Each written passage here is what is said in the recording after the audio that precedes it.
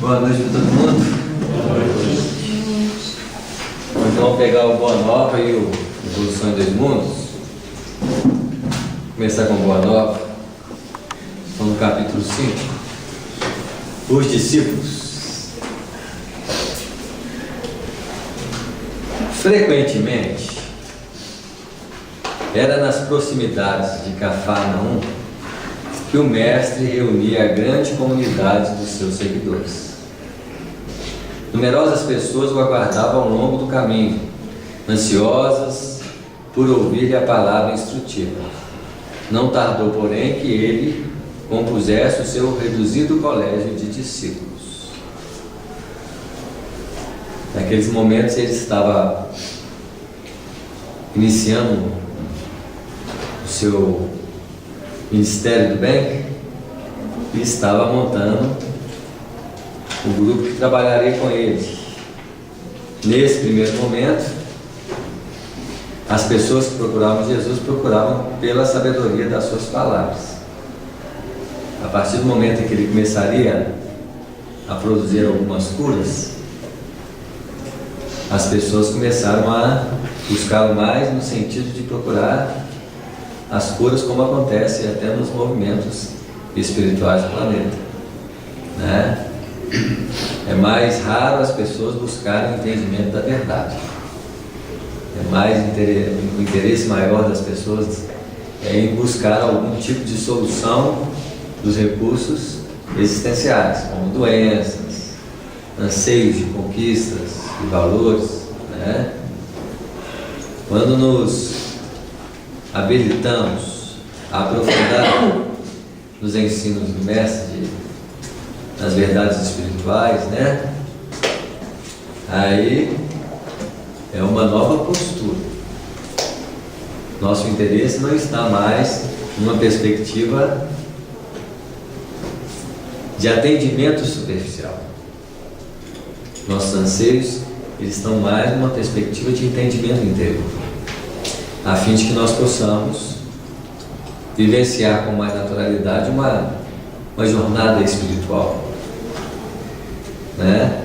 Uma jornada espiritual não tem nada muito extraordinário, mas desdobra um olhar, uma forma de lidar com as coisas, com as pessoas, né? Que faz esses detalhes, né? Mais do que uma exibição de conhecimento, de faculdades. Isso são meros objetivos superficiais, mas uma visão de vida, em que nós olhamos a vida de uma forma diferente. Não é tão assustadora a morte, não é tão difícil passar pelos embates da vida, né? Então, apesar que hoje em dia não está tão grande os embates, nós avaliamos os nossos embates de hoje para os embates de 100, 200, 300 anos atrás, nós estamos vivendo uma maravilha. Se puser 1000, então. Isso aí.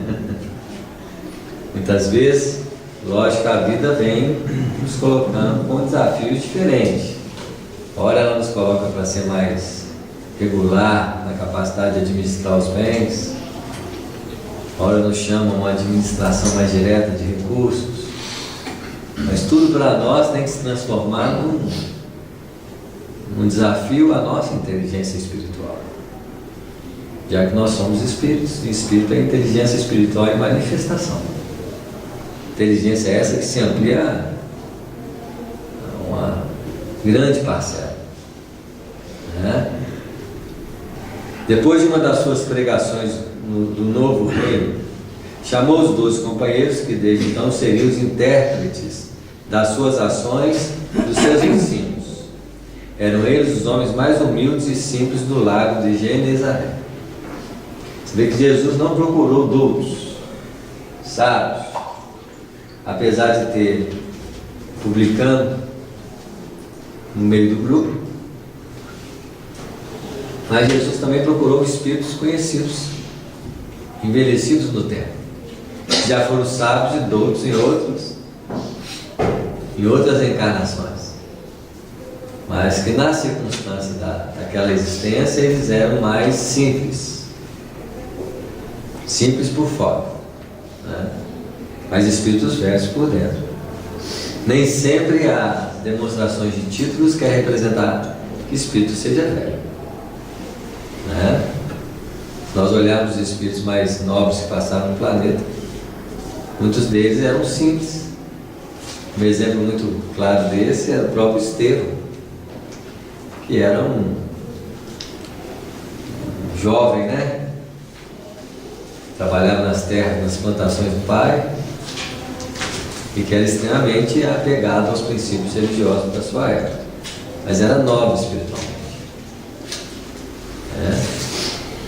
Então, a grandeza espiritual não precisa dos elementos externos para se manifestar, mas quando usa esses elementos externos, também deve dar uma nota de elevação naquilo que faz. Mostra que nós não temos essa qualidade espiritual na nossa vida. Esbanjamos, não sabemos usar. Nós somos espíritos esforçados, pelo menos. Isso aí nós podemos admitir, né? Não precisamos ser caracterizados como espíritos nobres e elevados, porque nós não somos. Mas esforçados nós podemos ser, né? Enquadrados com o esforço do bem é o padrão inicial da nossa temática, né? Mesmo porque a virtude ainda para nós é difícil de ser compreendido. Quando a gente fala de virtude, a gente acha que é algo extraordinário. Cada vez mais eu começo a compreender que virtude é algo muito simples, muito próximo da nossa realidade, né? Excetuando os fenômenos em si, porque fenômenos é ação sobre leis físicas, e a virtude não tem nada com isso. Capacidades são uma coisa, virtudes são outras, né?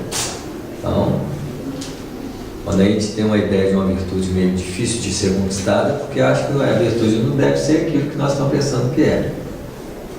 Talvez aproximar a simplicidade das virtudes, a dedicação, né? O empenho, a abnegação com que a gente movimenta na vida, talvez sejam os princípios dessas virtudes mais fundamentados. A gente fica esperando algo extraordinário, né? A gente destacar um valor de extraordinário, não, né?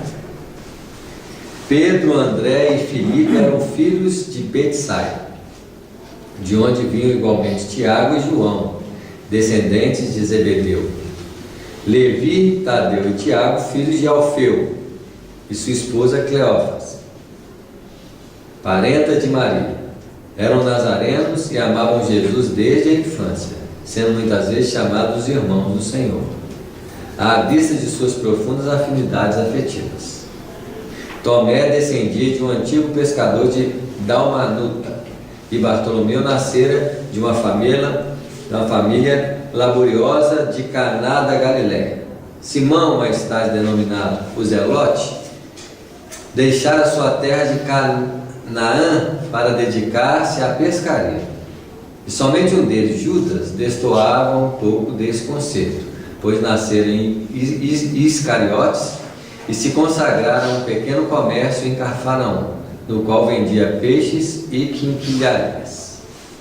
Quando fala Judas Iscariotes, a gente acha até que é o sobrenome, né? É o lugar, né, de onde nasceu. Paulo de Tarso. Isso mesmo. O reduzido grupo de companheiros do Messias experimentou a princípio certas dificuldades de harmonizar-se. Então, não é só no centro espírita que tem dificuldade de harmonização de grupo.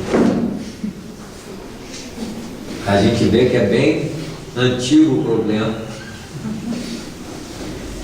Não é tão antigo que até o próprio grupo de Jesus tinha dificuldade a crescer. Porque quando a gente pensa em apóstolos, discípulos de Jesus, a gente já pensa em espíritos o quê? Elevadíssimos, nobres, educados, né? A coisa não era bem assim. A gente olha para nós, mesmo as dificuldades que nós apresentamos hoje. Então isso quer dizer que nós hoje, na atual circunstância da evolução, que nos credenciamos a um trabalho de espiritualidade, nós estamos na dinâmica evolutiva dos discípulos daquela época. Isso quer dizer que nós podemos ser classificados dentro dos nossos anseios de busca como discípulos de Jesus, porque apresentamos as mesmas predisposições e talvez no processo de reencarnações já temos uma base espiritual já fundamentadas, né? Então, se alguém achar que está difícil ser discípulo de Jesus, não se preocupe, que não está muito diferente do grupo apostolado daquela época, não, né? Pequeninas contendas geravam a separatividade entre eles. De vez em quando o mestre surpreendia em discussões inúteis sobre qual deles seria o maior do reino de Deus. De outras vezes desejavam saber qual dentre todos revelava a sabedoria maior no campo do Evangelho. Não é diferente do movimento espírita, gente? Acho que a diferença hoje é que a gente sente isso, mas não fala, não tinha essa discussão verbal como nessa época. É isso aí. É mais silenciosa, é mais, né? Mas tem sim. Sim. Não, claro, com certeza. Também a gente vê como que a nossa realidade está muito distante daquela época de Jesus, né? De vez em quando a gente lê alguns livros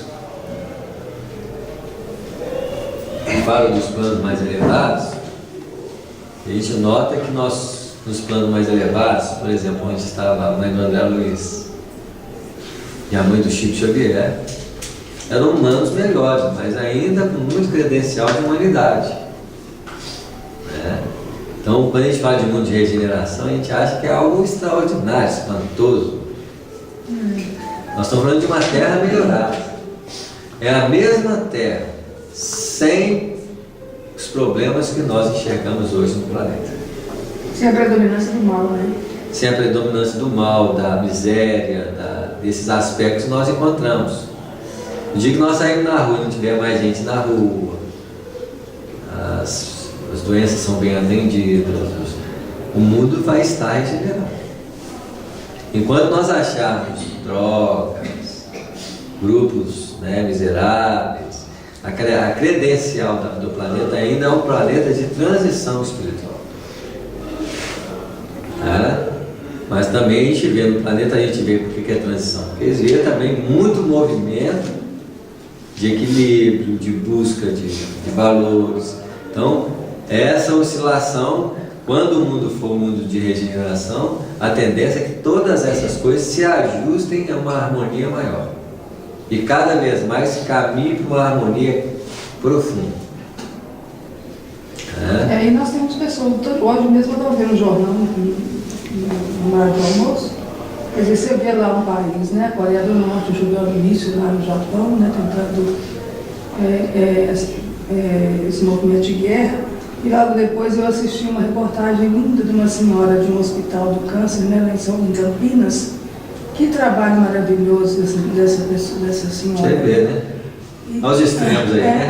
Aos extremos, ela trabalhava no hospital, onde ela tinha uma posição muito boa, né, como médica, né, profissionalmente falando, e ela, diante da doença, né, do câncer, ela larga o hospital, aluga uma casa pequena, onde ela vai fazer os atendimentos, diz ela que aplicava injeção, varria o chão, lavava o banheiro, fazia de tudo. Você vê. Aí depois ela ganha um espaço muito grande, onde foi construído aquele hospital.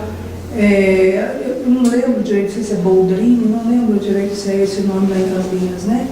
E ela é presidente hoje do hospital e ela acompanha tudo de perto. Criou um espaço maravilhoso lá de atendimento às crianças. Você vê, então a qualidade. E ela disse que teve um depoimento do filho dela, que fala assim, que de vez em quando chegava em casa, tinha lá um monte de criança que falava que eram sobrinhos e que ia passar uma temporada ali, Samuel. Mas não, eram crianças com câncer que ele pegava na rua e levava para dentro de casa. Aí. Entendeu? Olha você vê, é uma missionária mesmo, um trabalho maravilhoso que ela fez. Né? Então, e tem feito, né? Então tem só missa jogando para o céu, né? Então a gente precisa, né, se apegar a essas coisas aí, porque senão a gente fica uma tristeza danada, né, de ver tanta coisa ruim, né? Mas a gente tem que lembrar que tem as coisas boas também. Só não é bem divulgada, né? Não é bem divulgada. Mas já está começando a divulgar para você ver. Tem essas coisas na televisão agora, né? Mas tem isso mandando para o céu, é porque Deus permitiu. Se Deus permitiu, é porque tem um motivo. É isso assim que a gente tem que pensar. Não achar que é ruim. Agora, quando a gente vê essas coisas, não quer dizer que o mundo está em guerra. Quem está em guerra é algumas pessoas que acham que pode determinar uma guerra para o mundo. Né? Uma guerra mundial tem que ser um envolvimento muito grande de pessoas querendo esse tipo de perspectiva. Se uns 2 ou 3 querem, porque a gente tem que começar a falar assim, vai vocês brigar lá. Eles não vão conseguir. Reúne lá, né? Que nós não queremos nada disso, não. O mundo está cansado de guerra, né? Nós também temos que cansar de guerra. Guerra com o vizinho, guerra com amigo, guerra com família. As guerras de casa, né, Senhor? Essas guerrinhas pequenas que é um problema, elas sustentam as grandes. Né? Tem que começar combatendo essas guerras mesmo. Isso mesmo. Levi continuava nos seus trabalhos de coletoria local, da coletoria local, enquanto Judas prosseguia nos seus pequenos negócios, embora se reunisse diariamente aos demais companheiros. Né? Então a reunião de Jesus era diária, como muita gente reúne em centros espíritas vários dias, né? Alguns dias nas semanas. Os 10 outros viviam quase que constantemente com Jesus junto às águas transparentes do Tiberíades, como se participasse de uma festa incessante de luz. Estar com Jesus devia ser muito bom, né? Apesar de que nós, nas leituras que fazemos, nos estudos que fazemos, já é a presença de Jesus invisível junto de nós. A capacidade de ter sempre um elemento de informação elevada junto de nós é a voz de Jesus, não tem quase diferença nenhuma. Então, a gente não precisa só da presença física para... Quantas informações elevadas e novas nós não temos oportunidade de estar lendo, estar em comunhão com elas. Então, qual que é a diferença? Eu tenho que estar vivamente ouvindo ou posso ler o pensamento de alguém nobre? Né? Não existe diferença. Nós temos que aproveitar essas perspectivas. Né? Iniciando, entretanto, o período de trabalhos ativos pela difusão da nova doutrina, o mestre reuniu os 12 em casa de Simão Pedro e lhes ministrou as primeiras instruções referentes ao grande apostolado. Vamos ver que instruções foi essas. De conformidade com a narrativa de Mateus, as recomendações iniciais do Messias aclaravam as normas de ação que os discípulos deveriam seguir para as realizações que lhes competiam concretizar. É interessante que o trabalho espiritual na Terra ainda é fundamentado pelo conhecimento aplicado. Assim como todos os campos de expressão na Terra, o homem aplica o conhecimento para mobilizar sua profissão, suas ações no dia a dia. Nós ainda fazemos da espiritualidade um campo de expressão aplicável, porque nós ainda não sentimos essa realidade em nós, porque quando nós formos e sentirmos os espíritos, nós não vamos aplicar nenhum conhecimento, nós vamos ser o que nós precisamos ser. Mas como nós não conseguimos ser o que precisamos ser, nós aplicamos o que precisamos fazer, né? É assim que nós vamos desenvolvendo o aspecto espiritual do planeta, uma aplicação consciente daquilo que nós sabemos. A doutrina espírita é aplicável. Existe na aplicação aspectos técnicos e existe na aplicação aspectos de ordem moral, onde nós aplicamos em nós mesmos uma tentativa de melhoria pessoal. E muito da doutrina espírita é um aspecto técnico. O que é aspecto técnico? A palestra, o passe, a reunião mediúnica. Isso é muito técnico por si só. Agora, a nossa mudança íntima já é algo que chama a uma perspectiva interior, né, que faz parte desse movimento. Então, nós vamos ler aqui alguns tópicos que estão em Mateus, que vai estar expresso na fala do Cristo, que diz assim: amados, entrou Jesus a dizer-lhes. Essa expressão amados não é uma superficialidade para Jesus, né? Até é difícil nós pensarmos alguém que fala desse jeito. Imagina, amados. Não é comum ouvir isso. Mas a intimidade de Jesus com os discípulos e a própria expressão amorosa do Cristo, isso é natural para ele. A gente vê isso muito nas características de Francisco Cândido Xavier, de uma Madre Teresa de Calcutá, né? São espíritos amorosos. E quem é amoroso expressa com mais naturalidade o amor. Nós ainda não expressamos o amor com naturalidade, mas já conseguimos expressar companheirismo, conseguimos expressar outras qualidades que vai chegar no padrão mais o quê? Mais refinado. Mas já há algumas expressões que nós conseguimos entoar. Em Jesus essas coisas acontecem mais natural. Amados, entrou Jesus a dizer-lhes, com mansidão extrema. Imagina a nobreza espiritual do Cristo, né? Se transfigura espontaneamente no seu jeito de ser, né? Não tomareis o caminho largo por onde anda toda a gente, levada pelos interesses fáceis e inferiores. Mas como pode ser? Os caminhos largos, nós temos que passar pelos mesmos caminhos e vamos objetivar as mesmas coisas, só que nós vamos ter o bom senso de usá-las, porque todo mundo tem o direito de bem-estar, né, de movimentar riquezas, mas tem que saber por quê. Tem que me perguntar para que eu quero. Muitos de nós podemos querer para mostrar que tem. Será que o objetivo da riqueza é mostrar que nós temos riqueza? Agora, o bem-estar é muito natural, uma viagem, um carro, uma casa, não é muito natural isso? A edificação de uma família, isso é muito natural. Mas eu passo a movimentar meu interesse para isso, a objetivar minha felicidade nisso. Isso é uma distorção. O espírito ele tem que saber ter e perder, e saber que pode ter de novo. Na realidade, a gente passa a vida da gente, grande parte dela, buscando ter as coisas, né, Samuel? Isso mesmo. Parece que quando chega um momento da sua vida, aí você começa a refletir, a ver que aquilo não tem tanta importância, não tem tanto sentido, aí você começa a buscar as coisas espirituais. Né? Isso mesmo. Agora, se eu estou numa realidade material, eu tenho que saber por que eu quero as coisas. O que eu não posso é me enganar com a sedução de coisas para transparecer o que eu não sou. Para quê? Por que eu quero comprar um carro chamativo mais para ostentar a minha perspectiva pessoal?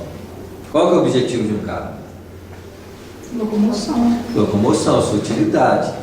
Eu sou um cara que tem 3 filhos. Eu preciso de um carro que esportivo, de 2 lugares? Não é assim? Eu preciso da objetividade dele, né? Então, um dia nós vamos pensar assim. Isso não quer dizer que eu não vou comprar um carro confortável, dentro das possibilidades, né? O que eu tenho que colocar em xeque é o que eu estou por trás daquilo que quero. Eu quero morar num lugar chique, mas qual que é o objetivo disso? Ostentar o quê? É isso que Jesus está falando aqui. Ele não está falando nada contra os valores da vida, mas como uma orientação para os discípulos que ainda estavam despertando os seus valores, ele recomendava que é preferível você não entrar no jogo da superficialidade humana, onde todo mundo movimenta, na intenção de movimentar na mesma direção. Mas eu posso movimentar nessa mesma direção e pensar na utilidade de tudo dentro da minha perspectiva de pessoal. É assim? Porque se eu não sei compreender os objetivos da coisa, praticamente eu entro numa perspectiva ilusória. Porque a maioria de nós pode não perceber, mas nós temos um anseio de ser percebido e ser amado. Pouquíssimo de nós temos um anseio de amar e movimentar na direção do outro. Queremos o reconhecimento, queremos notoriedade, queremos, né? Não só falo da perspectiva material, mas falo também até da perspectiva espiritual, que pode representar um estrelismo. E nós temos que ter cuidado com esses anseios na nossa intimidade, né? Quantas vezes o expositor fala assim, vou dar uma olhadinha na internet para ver se tem vídeo meu. Não podemos negar essas perspectivas, mas eu tenho que observar esse movimento. Para quê? Para que eu quero essa perspectiva de reconhecimento? Mas passa as nuances dos nossos anseios de personalidade. A personalidade é o distanciamento do próprio ser espiritual. Porque nós queremos ser notados, desejados, amados, né? Ainda há uma grande necessidade de um movimento que o outro venha nos encontros de nós mesmos, numa satisfação do nosso anseio pessoal de ser. Não é assim? Esquecendo que ser é simples. Lógico que hoje nós falamos de uma maturidade de experiência que 30 anos atrás, 20 anos atrás, nós não tínhamos. Olha os nossos filhos adolescentes, eram os mesmos anseios que nós tínhamos. As mesmas buscas, as mesmas necessidades de reconhecimento, né? E hoje nós temos que nos perguntar por que eu quero esse movimento na minha vida. Chega uma hora que você já conquistou um certo patamar, você tem que perguntar qual é o objetivo da minha vida, qual que é? O que eu quero? O que eu estou fazendo aqui, né? Buscareis as estradas, a estrada escabrosa e estreita dos sacrifícios pelo bem de todos. Ter essa visão é muito difícil. Pensar no benefício coletivo. Não só nosso, né? De vez em quando nós pensamos pensar em nós, mas precisamos pensar em quem? Para os outros também. Difícil nós abrirmos mão da nossa acomodação, né? Quase sempre pensando em benefício próprio, esquecendo que eu não posso estender essa possibilidade para quem está do meu lado, para quem está do lado mais distante.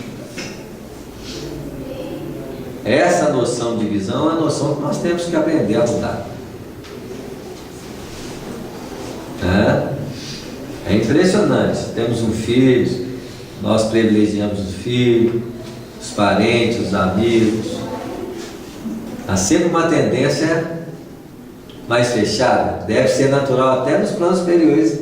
Basta ver que os espíritos querem ajudar aqueles que são íntimos deles. A veneranda não ajudava lá um grupo de espíritos há quantos anos?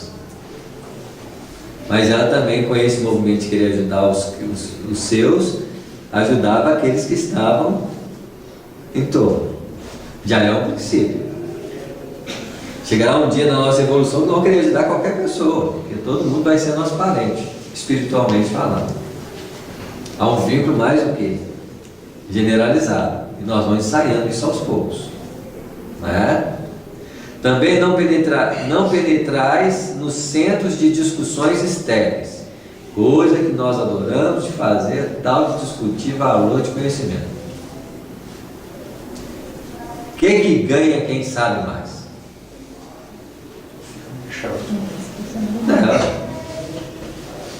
A notoriedade, a vaidade, para quê? Isso porque as pessoas gostam de pessoas que sabem muito. Uma das admirações mais fortes no movimento de adoração do planeta Terra, das pessoas, é quem sabe, quem tem faculdade, não é assim? Há uma tendência adorativa das pessoas, até porque nós achamos que precisamos ter sempre alguém como norteador da nossa vida. Logicamente que existe a recíproca cooperação, né? Mas uma coisa é esse compartilhamento de trocas de experiência, outra coisa é a adoração que nós fazemos em torno das pessoas. E quantos de nós nos sentimos adorados? Tudo isso nós temos que ficar de olho. São os detalhezinhos, né? Samuel, adoração denota assim, uma coisa muito extrema, né? Quando você fala adoração, para mim soa dessa forma. Mas a gente pode, por exemplo, reconhecer um esforço, um mérito de uma pessoa que buscou, que dedica, até porque que estuda, né? Isso mesmo. E isso aí, se a gente dissesse que não, eu acho que a gente estaria sendo até hipócrita, sabe? Isso mesmo. Então nós temos uma mania de valorizar. Não pode supervalorizar uma pessoa por ele ter esses conhecimentos. Não, até A gente tem que saber também que são as pessoas assim, que têm esses conhecimentos, têm uns compromissos até maiores, né? Em relação àquele que não sabe nada. Ele talvez nem tenha compromisso maior, tem compromisso de espalhar o conhecimento. Eu tô me Talvez referindo a sejam isso. pessoas comuns que, né? É isso que nós temos que entender. As funções não são. O reconhecimento que a pessoa tem um conhecimento não quer dizer que ela seja superior espiritualmente, né? Assim. Não. Para mim é uma pessoa. Infelizmente a adoração, porque nós adoramos muito mais fácil quem está do nosso lado na condição materializada do que a Deus, que é invisível. Não há mais expressão de adoração do que a adoração que fazemos às pessoas. A nossa adoração de Deus é extremamente pequena. Se é que existe. Pensamos em Deus muito pouco. O que cabe à palavra adoração é muito mais em torno das personalidades do que expressivamente para Deus. Mas como que seria adorar a Deus? O que seria adorar a Deus? Isso aí, então talvez precisaríamos de um desenvolvimento de uma sensibilidade profunda. Uma sensibilidade que pudéssemos tocar o tempo todo pela grandeza da vida. Coisa que nós somos bem distraídos. Né? Imagina uma pessoa sensível ao som, à beleza da forma, ao movimento da vida. E se tivesse essa condição o tempo todo, ele estaria com um intercâmbio muito maior pela vida. Quantos motivos nós temos para agradecer? Nossa, muitos. Eu acho que essa adoração a Deus, ela vai muito a questão da gratidão, da sua elevação, a questão do comportamento, né? Da luz que se busca, do amor, da paz. Então, eu acho que se você vai por esse caminho, eu acho que naturalmente você já está adorando a Deus, porque é o que Ele vem o tempo todo ensinando. A adoração é essa sutilidade aí, ó. Exato. Muitas vezes a gente pode ajoelhar, quantas vezes nós estamos mais presos a um processo de adoração superficial do que uma simplicidade natural. Da mesma forma que assim deveria ser com Deus, assim deveria ser com as pessoas. E notamos que as pessoas são humanas, gente. Mesmo os espíritos elevados, né, você vê que são humanos. Você vai conhecendo as pessoas mais no tete a tete, vai convivendo com as pessoas, aquele padrão de adoração ele vai fazendo o quê? É porque às vezes as pessoas elas pensam que está dentro de um templo, ajoelhadas, elas vão estar, às vezes, fazendo uma oração decorada ali, você. Isso mesmo. O comportamento, o procedimento, ele vai em desacordo com todo o ensinamento. Uma conduta natural.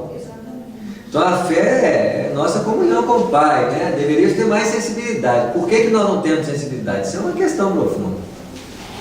O que diminui sensibilidade? Mas o que a gente está buscando não está dentro de nós. Acho que talvez seja esse o problema. A gente fica achando que as coisas estão fora. E está dentro. Isso A mesmo. busca interna, a sensibilidade, tudo isso aí está dentro de nós. É apenas uma questão de buscar, de desenvolver, de sentir profundamente. Porque até porque o que está dentro está fora, o que está fora está dentro, então automaticamente. Está dentro e está A fora. gente consegue ver o de fora, o de chegar por dentro. Aí, quando a gente silencia, o maior perturbador da sensibilidade com Deus talvez seja o próprio movimento da mente. O maior distraidor da nossa. Aí os Como que a exercícios gente você fala para a gente fazer. Como que a gente distrai fácil? As ilusões salteiam o nosso processo de inteligência que deveria estar mais concentrado na realidade da vida, de fato. Né? Isso aí, se você tem uma sensibilidade, você vê a vida com mais amplitude. Nós estamos tanto preocupados, a preocupação consome uma carga de energia muito grande da mente. Quando você tem a mente mais tranquila, uma mente mais silenciosa, o que acontece com a vida? Ela se torna mais viva. Porque você não está consumido pelos pensamentos, por preocupações. Você levanta de manhã preocupado, o que você vai ver da natureza? Nada. Acho que a gente tem que aprender a fazer uma distinção do que é de fato da vida material e do que é de fato da vida espiritual. Né? Isso mesmo. Você fazendo Apesar da vida material ser a materialidade da vida espiritual, Tem isso. não é assim? Só densificou. Você tem que fazer a distinção é o seguinte, você aprender a ficar no meio ali, porque estão nas duas, né? Isso mesmo. Então essa sensibilidade nós precisamos aumentar. Ela nos facultaria, algumas vezes nós temos uma sensibilidade pela vida, né? A nível de emoção, de sentimento, mas o consumo da nossa vida mental é muito grande por preocupações que passam. O que tem de sensibilizar nosso ser realmente é uma incapacidade de administrar bem as coisas que nos chegam, né?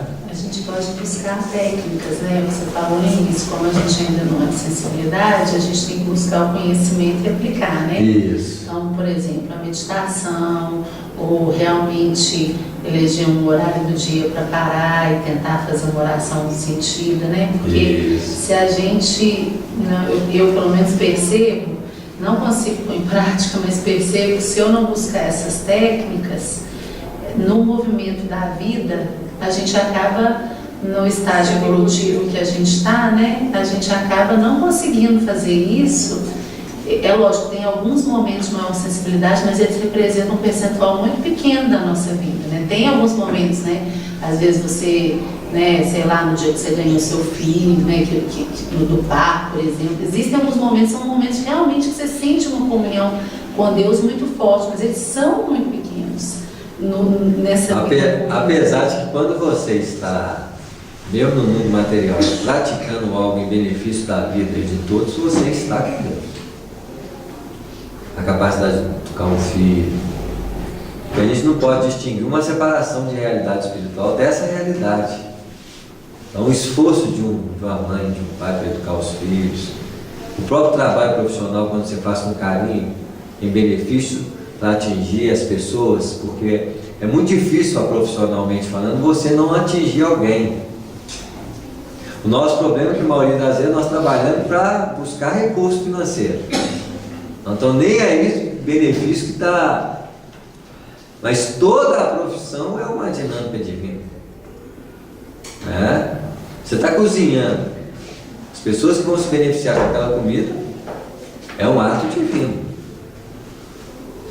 Você vê que os detalhes são mínimos para mostrar que nós estamos com Deus ou se estamos sem Deus. Né? E por que você está falando aí são coisas bem simples, né? Isso que mesmo. mostra essa ligação da gente com Deus, né? Não é nada Isso mesmo, extraordinário. extraordinário, né? Você falando aí isso. Essa é uma. Refletindo aqui sobre o que ela leu no início, no primeiro texto ali, daquilo que a gente pode estar fazendo, né? Eu pensando aqui o seguinte, refletindo no texto dela. Nós estamos numa recorrência danada de encarnações e encarnações aí, porque nós perdemos muito tempo das encarnações. Né? E um dos fatores que nos fez fazer isso foi a questão do pré-julgamento das pessoas. Porque assim, no atendimento espiritual, e a gente que acompanha, a gente vê os espíritos, mesmo que lá de lá, eles estão presos no processo de julgamento. E nós aqui da nossa parte, que estamos vivendo no processo encarnatório, a gente fica no julgamento das pessoas o tempo todo, esquecendo que o que a gente precisa de fato é tirar as lições do que está acontecendo de fato. Isso aí, nós temos que preocupar com a gente, né? Uma das coisas que vai melhorar a nossa vida é parar de olhar para o outro e julgar o outro. Preocupar com as condições Isso. espiritual, né? No dia que você libertar o outro, de eu ficar preocupado, é batata, gente. Como que a gente vigia o outro? Jesus falou vigiar, mas vigiar a gente. Ele falou vigiar o outro. A gente vigia o que o outro está comendo, a gente vigia o que o outro está fazendo. É impressionante como quem está com a antena ligada nos outros. Vigia o vizinho, gosta de sair, Tenta adivinhar o que ele está pensando. Vou só fechar esse parar para a gente iniciar a evolução em 2000. Também não penetreis no centro de discussões estéreis, a moda dos samaritanos, nos das contendas que nada aproveitam as edificações do verdadeiro reino no coração com sincero esforço. Vamos parar por aqui, vamos pegar a partir desse tópico aí na próxima vez que a gente voltar no livro Boa Nova. Vamos